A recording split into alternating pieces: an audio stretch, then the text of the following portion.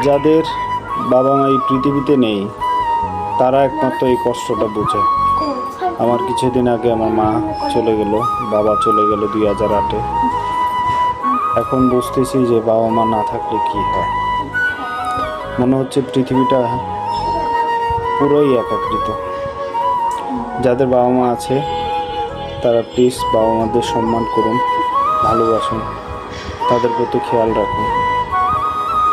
কারণ বাবা মার মতন না থাকার কষ্টটা যে কেমন হয় সেটা আমি এখন বুঝতেছি।